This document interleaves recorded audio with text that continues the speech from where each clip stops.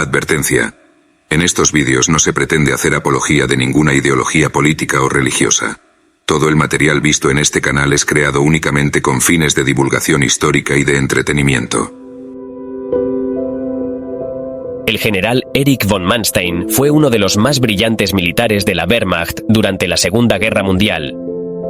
Autor de la conquista de Francia en 1940 y de muchas otras victorias durante la Operación Barbarroja y en el frente oriental de la Unión Soviética, se convertiría en uno de los máximos maestros del arte de la guerra de todo el siglo XX. Erich von Manstein nació el 24 de noviembre de 1887 en Berlín, por aquel entonces en la Alemania del Segundo Reich. Su padre fue el general de artillería Eduard von Lewinsky y su madre Helene von Sperling, ambos de la casa Borchwich, que mezclaba ancestros originarios de Polonia, Prusia y Rusia.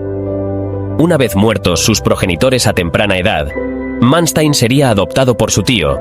el general Georg von Manstein, de quien tomaría orgulloso su apellido porque por su linaje habían pasado hasta 12 generales diferentes, entre ellos Albrecht Gustav von Manstein y Paul von Hindenburg, futuro vencedor de la batalla de Tannenberg en 1914 y presidente de Alemania de 1925 a 1934. Desde muy pequeño von Manstein fue educado en las costumbres castrenses y en la religión católica tras su ingreso en el Liceo Imperial de Estrasburgo, donde estudió de 1894 a 1899, hasta que en el año 1900 se incorporó al cuerpo de cadetes de Plön, aprobando los exámenes posteriores con los que accedió al Colegio Militar de Groß-Lichterfelde en 1906.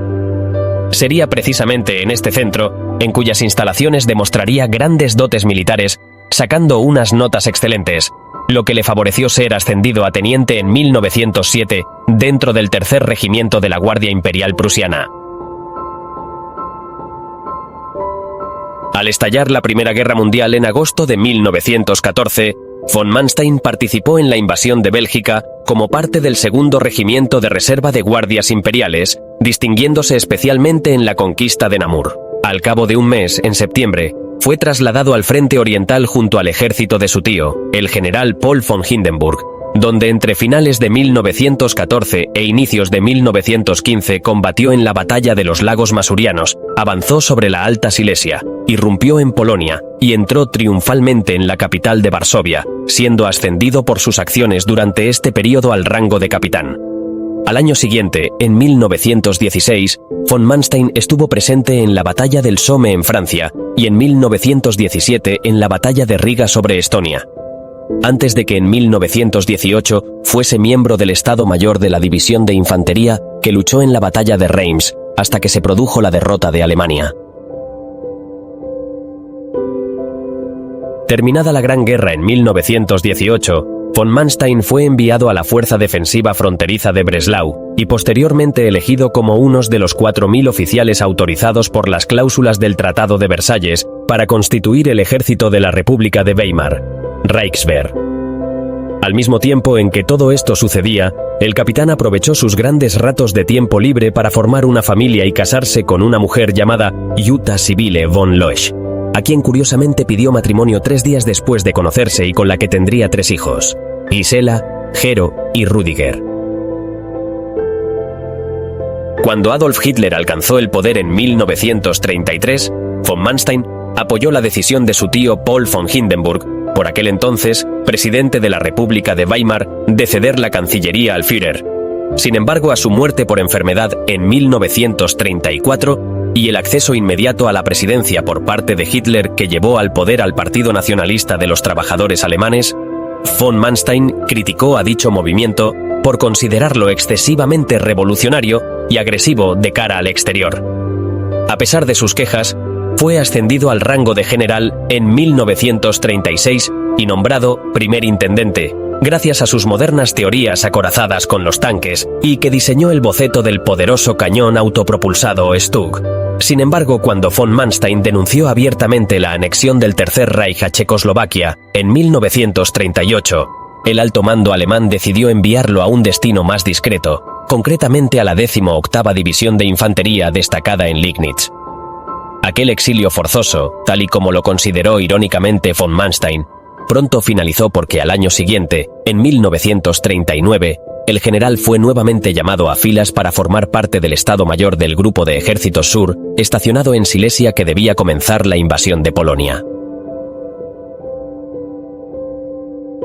Al iniciarse la campaña de Polonia y por tanto el comienzo de la Segunda Guerra Mundial el 1 de septiembre de 1939, von Manstein dirigió al Grupo de Ejércitos Sur cruzando la frontera de Silesia con Pomerania. Sobre dicho sector, descubrió el potencial de la guerra relámpago o Blitzkrieg, consistente en la ruptura del frente mediante la arremetida de columnas de tanques actuado de forma independiente de la infantería, al mismo tiempo en que se aprovechaba la velocidad y el eficaz apoyo de la artillería y la aviación.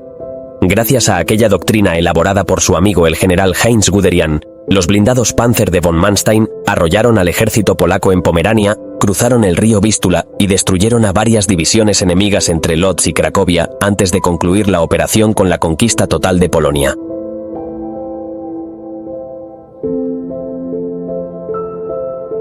A causa del mero azar, el general von Manstein se convertiría en uno de los militares más importantes de la Segunda Guerra Mundial por ser el autor del plan de invasión para invadir Francia y los países de Europa Occidental. Todo ocurrió a principios de 1940, cuando después de haber estado realizando tareas de entrenamiento para el cuerpo en Pomerania, fue invitado a una comida en la Cancillería de Berlín, en la que iba a estar presente el mismo Hitler. De esta manera, una vez comenzada la reunión, von Manstein fue el único general que se atrevió a criticar el llamado Plan Amarillo, basado en una copia del Plan Schlieffen, que ya había fracasado en la Primera Guerra Mundial: cruzar Francia a través de Bélgica para evitar el perímetro defensivo de la línea Maginot, en Alsacia y Lorena. Fue entonces cuando el Führer, sintiendo curiosidad por escuchar otra alternativa, convocó a von Manstein a su estudio privado para que le detallara su punto de vista. Así pues, von Manstein propuso a Hitler el Plan Golpe de Hoz, consistente en invadir primero Holanda con la finalidad de atraer a las fuerzas francesas y británicas hacia Bélgica, para a continuación desencadenar una gran ofensiva próxima a Luxemburgo sobre el bosque de las Ardenas y avanzar hacia los puertos del Mar del Norte con la finalidad de rodear en una maniobra envolvente a las 49 divisiones del ejército aliado. Maravillado por la originalidad de la estrategia, el Führer canceló el Plan Amarillo y autorizó el Plan Golpe de Hoz. El 10 de mayo de 1940, el ejército alemán comenzó la invasión de Holanda, Bélgica y Luxemburgo, siguiendo las líneas maestras de von Manstein. Sorprendentemente, y tal como se había previsto, los aliados picaron el anzuelo porque el ejército francés y el cuerpo expedicionario británico enviaron sus fuerzas hacia Bélgica para ayudar a un ejército holandés que de antemano estaba condenado, porque repentinamente los Países Bajos capitularon el 14 de mayo. De este modo, una vez, los contingentes anglo-franceses se desplegaron en el corazón de Bélgica. Las columnas de tanques Panzer rompieron el frente por el Sedán y las Ardenas, cruzaron la frontera gala por el río Mosa y tras realizar una maniobra envolvente en Abbeville, propiciaron la rendición del ejército belga y dejaron embolsados en Flandes a 500.000 de hombres, el equivalente a 70 divisiones que fueron destruidas, salvo por los 300.000 soldados evacuados desde el puerto de Dunkerque hacia el Reino Unido. Cosechada esta victoria, a continuación von Manstein volvió sus fuerzas acorazadas hacia el suroeste, convergiendo sobre París y las costas del Océano Atlántico hasta los Pirineos. Gracias a esta maniobra, el general von Manstein fue ascendido a mariscal de campo, antes de que los aliados se rindieran con más de 2,5 millones de bajas y toda Europa occidental quedara bajo el control del Tercer Reich.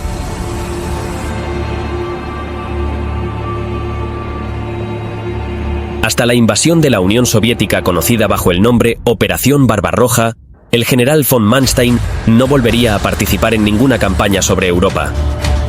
Al mando en esta ocasión del 56 Cuerpo Panzer, que se integró dentro del Grupo de Ejércitos Norte al frente del general Ritter von Lieb, sus tropas cruzaron la frontera con Bielorrusia y Lituania el 22 de junio de 1941. Desde entonces, y con una velocidad pasmosa, los blindados de von Manstein desbordaron a los soldados del Ejército Rojo en el río Dwina, Daugavpils y Luga, así como en la batalla de Raseiniai, donde destruyeron a 704 tanques sin apenas pérdidas propias. De hecho, durante los meses siguientes de verano, von Manstein avanzó por Lituania, Letonia, Estonia y Rusia Occidental, derrotando a las tropas soviéticas hasta asediar Leningrado y converger sobre Demiansk, capturando a decenas de miles de prisioneros en una espectacular blitzkrieg.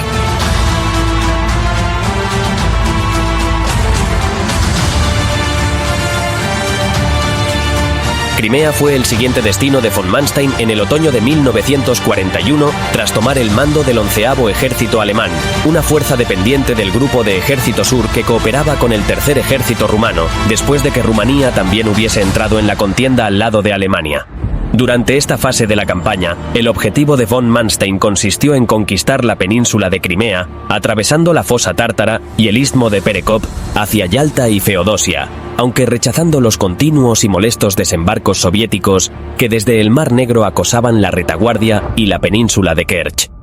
Así fue como aquel territorio se convirtió en la peor pesadilla de von Manstein, porque después de casi 8 meses de asedio al puerto de Sebastopol, sus tropas apenas avanzaron por culpa de los poderosos fortines de hormigón que defendían los soldados del Ejército Rojo. Incapaz de salir de aquella posición estática, von Manstein tuvo la ingeniosa idea de recurrir a la artillería pesada por ferrocarril, empleando a los trenes artillados Leopold, Bertha y Dora, e incluso el gigantesco mortero Thor de 600 milímetros que redujeron a escombros una por una las distintas fortalezas y búnkers del enemigo.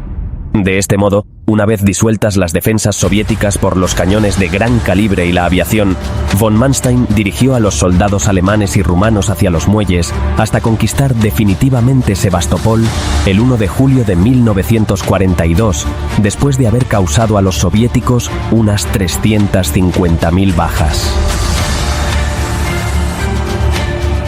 Ocupada la península de Crimea, von Manstein fue requerido en otoño de 1942 por el Grupo de Ejércitos Norte que asediaba la ciudad de Leningrado con la finalidad de frenar una ofensiva soviética en Sinyavino, la cual frustró provocando al Ejército Rojo cerca de 113.000 bajas.